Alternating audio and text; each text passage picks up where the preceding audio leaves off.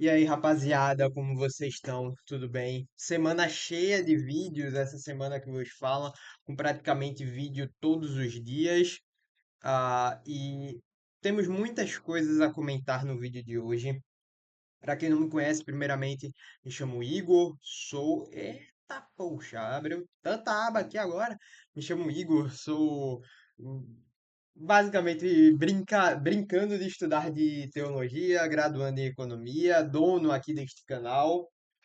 E hoje eu vou tentar passar um conhecimento para vocês que eu me perguntei muito se eu gravaria um vídeo falando sobre isso ou não, se isso caberia a mim ou não falar, mas eu vejo que é um dos meus deveres de estar instruindo vocês a parte das interpretações certas do Antigo Testamento, principalmente para jovens que têm a minha idade entre 16 a 25 anos, que às vezes não têm as instruções certas, não tem o apoio de pessoas da sua idade certa, você pode ter o apoio do seu pastor local e tudo mais, porém às vezes é bom ter esse discurso com alguém da sua idade, com alguém que você consiga conversar de maneira mais branda, mais tranquila.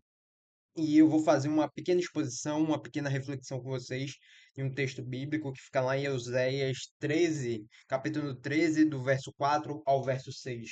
Eu vou estar lendo esse trecho na Bíblia NTLH, não é uma versão que eu recomendo tanto para você, caso já esteja mais avançado, tá lendo a Bíblia, mas eu acho que cabe essa versão no vídeo de hoje.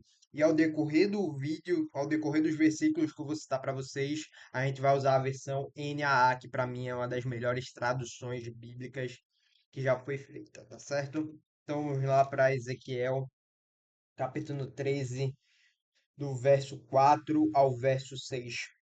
O Senhor Deus diz: Eu, o Senhor, sou o Deus de vocês, desde que os tirei do Egito. Eu sou o único Deus que vocês conhecem, o único Deus que os salvou. Eu cuidei de vocês quando estavam no deserto, naquelas terras sem água. Mas quando entraram na boa terra, vocês tiveram comida de sobra e ficaram satisfeitos. Então os corações de vocês se encheram de orgulho e vocês esqueceram de mim. Deus, antes de eu começar, muito obrigado pela tua palavra, pela tua santa palavra, meu Pai. Que eu possa guiá-los na verdadeira interpretação bíblica desta tua palavra, meu Pai. Que o próprio texto fale por si só. Que não sejam palavras minhas, mas sejam palavras do Espírito Santo, meu Deus. Te agradeço por essa oportunidade de estar pregando o teu evangelho. Não sei quantas pessoas esse vídeo vai chegar, mas que toque no coração de cada uma delas, meu Deus. Muito obrigado por essa oportunidade. Eu oro pela vida de cada pessoa que está assistindo aqui esse vídeo, meu Deus. Amém. Ah, vamos lá, que quando se fala da palavra de Deus, devemos ter certo temor, principalmente em uma sociedade que vive o que podemos chamar do ápice do cristianismo cultural, um pseudo-cristianismo.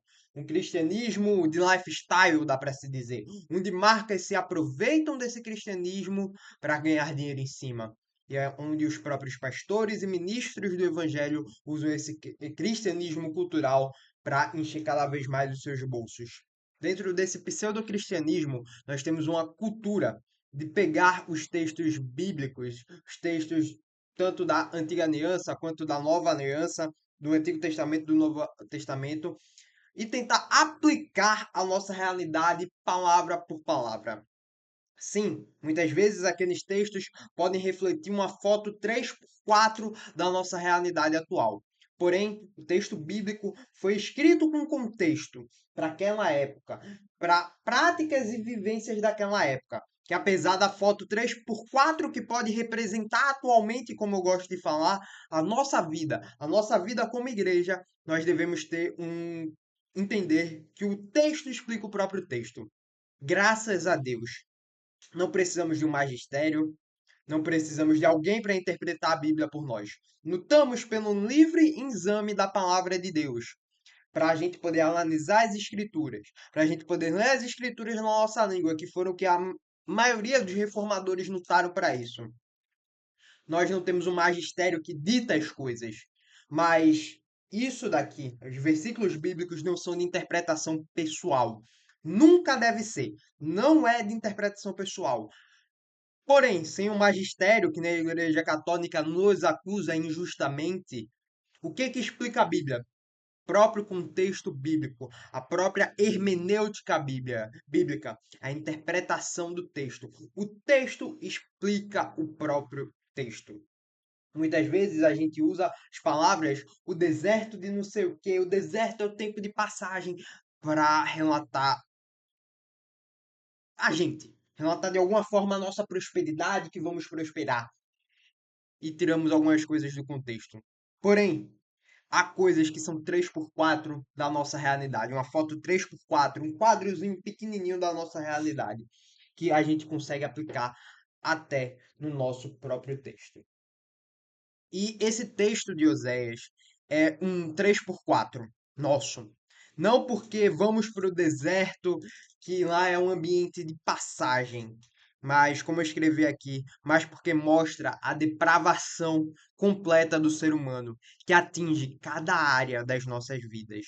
Não só de Israel lá atrás, mas até mesmo do próprio ser humano hoje, que mesmo indo para a igreja, conhecendo a Deus, como diria o meu presbítero, é um cabra safado que continua pecando. Podemos lutar por santidade, mas muitas vezes continuamos presos nesse pecado. Cristianismo cultural vê Deus como um gênio da lâmpada, como eu gosto de falar, pronto para abençoar, pronto para, como fala aqui o verso 4, a gente declara que a gente declara que só Ele é o Senhor, que Ele nos tirou dos males, das mazelas dessa humanidade. Porém, a gente não está pronto para entender um Deus que dá ordens, para um Deus que está falando, santifica-se, aparta-te, pega a tua cruz e siga-me.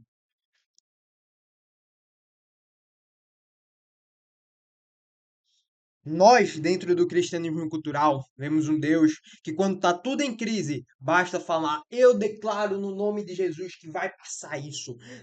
Eu trago providência, não sei o quê. E assim as coisas vão acontecer. E desconsideramos completamente a soberania de Deus. Em momentos de crise, podemos até sentir um grande vazio. Às vezes que isso não, que talvez não passe com a gente declarando o nome de Jesus.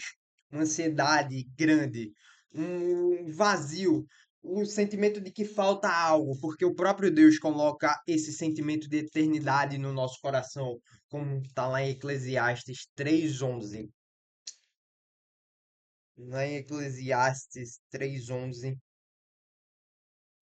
próprio Deus fala. Salomão, o pregador, o filho de Davi, fala: Deus fez tudo formoso no seu devido tempo, também pôs a eternidade do coração do homem, sem que este possa descobrir as obras que Deus fez desde o princípio até o fim. O próprio Deus colocou esse sentimento de eternidade em nós. E às vezes estamos tão distantes de Deus que esse sentimento nos abala, muitas vezes. Que faz a gente querer se aproximar de Deus nos momentos difíceis, nos momentos ruins. Porém, a gente, em tese, se aproximar de Deus é algo bom.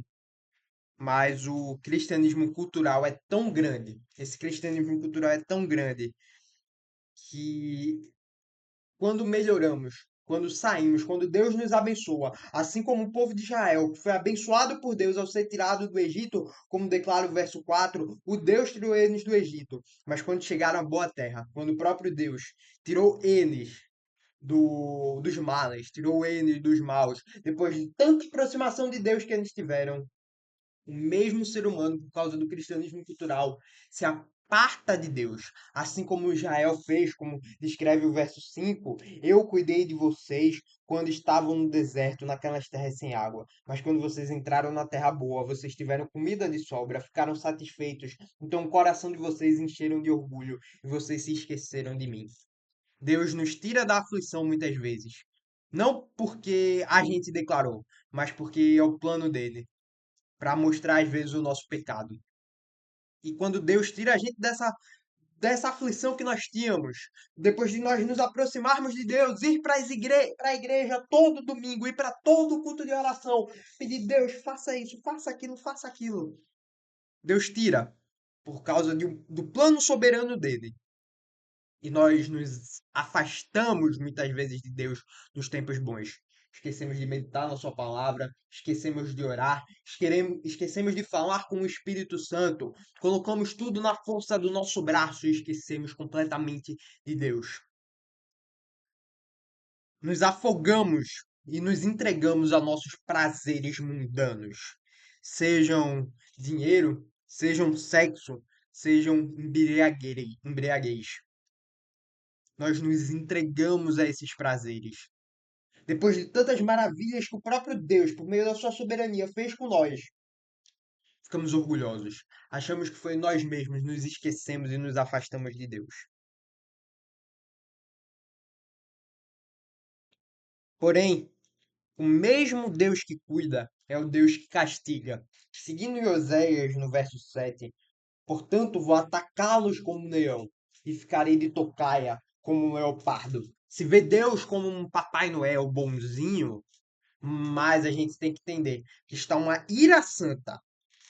Tem uma ira santa de Deus que iria recair sobre a gente se não fosse Jesus Cristo. E essa ira de Deus iria pertencer a mim. E o mesmo Deus que abençoa é o mesmo Deus que castiga, que quebra a perna da ovelha perdida, bota aqui no cangote e tenta levar de volta para o rebanho. Que não leva de volta para o rebanho. A ira de Deus contra o pecado e contra o pecador, que todos nós humanos deveríamos receber, como diz Efésios 2:3, uma ira que iria recair sobre mim e sobre você, que todos nós deveríamos receber. Entre eles também, nós todos andamos no passado, segundo a inclinação da nossa carne, fazendo a vontade da carne e dos pensamentos, e éramos por natureza filhos da ira, como também os demais. O inferno não é um lugar que tem a ausência de Deus. Não é um lugar onde Deus vai jogar nas pessoas e lá é mal porque Deus não está. Não. É no inferno, onde a presença de Deus mais vai se fazer presente. É o lugar onde a ira e o furor de Deus contra os pecadores que Deus abomina vai ser jogado. Éramos filhos da ira e o Senhor deveria nos atacar. E toda a maldição, todo o ódio, toda a ira de Deus, desde o verso 7 do capítulo 13 de Oséias até o verso 16, que recaiu sobre as tribos de Israel, de Judá, de Samaria, também deveria recair sobre todos os seres humanos. Confiamos em cavalos e carruagens e tudo, mas no fim, que, o que poderia separar o ser humano da ira de Deus? Eu lhes respondo que, com o seguinte, Romanos 5, cap, do verso 12 ao verso 15. Romanos 5, do verso 12 ao verso 15.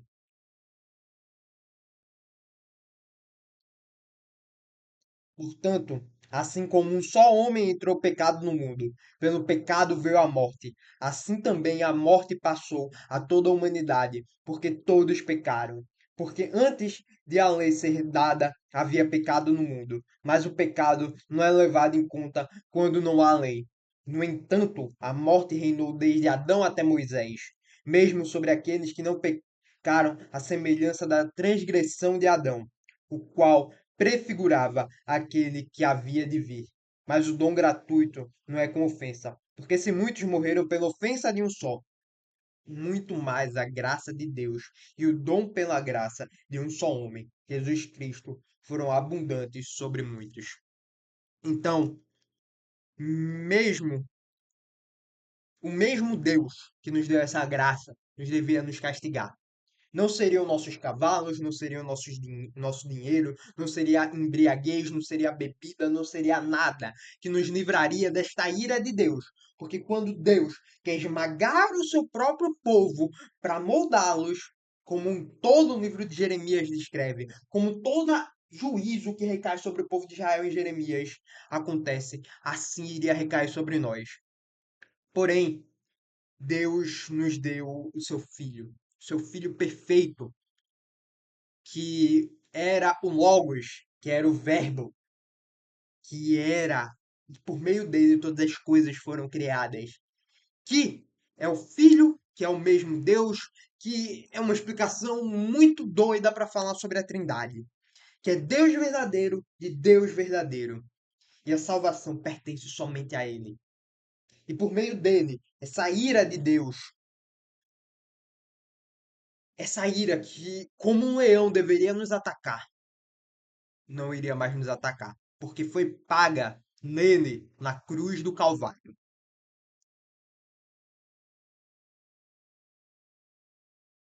E, bom, como a gente pode receber essa salvação? Como Oséias 14:4 fala, o Senhor Deus diz: Vou curar o meu povo da sua infidelidade e vou amá-los com todo o meu coração, pois não estou mais irado com eles. É o próprio Deus que nos chama. É o próprio pastor das ovelhas que sai do campo brando, do campo de boinha, dá para se dizer, na lagoa, para buscar a ovelha perdida, que tira a infidelidade do coração, que tira o pecado, que transforma o nosso coração, para assim não o aceitarmos, não aceitar Jesus Cristo, mas ele transforma o nosso coração para servirmos a Ele. E assim, por meio dessa transformação que o próprio Deus faz na gente, como no capítulo 14, verso 2 ele fala: Voltem para Deus e orem assim: Perdoa todos os nossos pecados, ouve a nossa oração, e os nossos louvores serão o sacrifício que te oferecemos.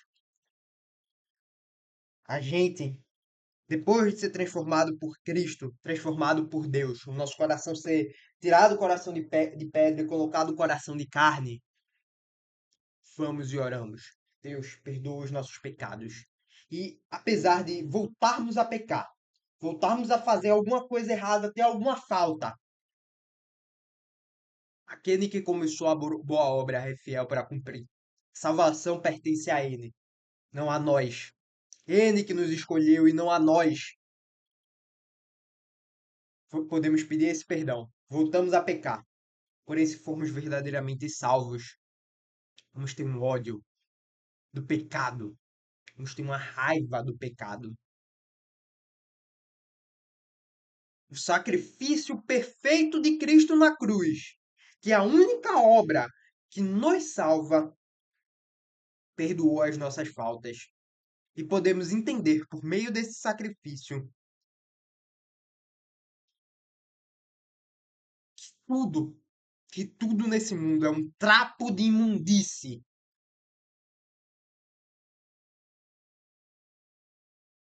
que tudo nesse mundo é passageiro. E assim podemos falar que nem o profeta Oséias descreve no verso 8 do capítulo 14. O povo de Israel dirá: Os ídolos não valem nada. Sou eu, o Senhor Deus, que atendo às orações do meu povo. Sou eu que tomo conta deles, como um pinheiro verde. Eu lhes dou abrigo, e de mim eles recebem todas as bênçãos. As bênçãos de Deus não são nesse mundo, mas para além desse mundo. E com esse sacrifício de Cristo, podemos entender que tudo isso é trapo de imundície que não presta a esse mundo. Que Deus nos guie em cada detalhe. Que possamos não viver o cristianismo cultural, o cristianismo lifestyle, mas que a gente possa viver o verdadeiro evangelho e ser transformado pela palavra de Deus. Que o castigo que não nos pertencia, que nos pertencia, perdão, o castigo que nos pertencia foi para um homem que esse castigo não pertencia, foi para Jesus Cristo, para pagar pelos meus pecados, pelos seus pecados. E nós não precisaríamos conhecer a ira de Deus. Esse foi o vídeo de hoje. Clica no vídeo aí do lado. Tamo junto, viu, galera? Fui!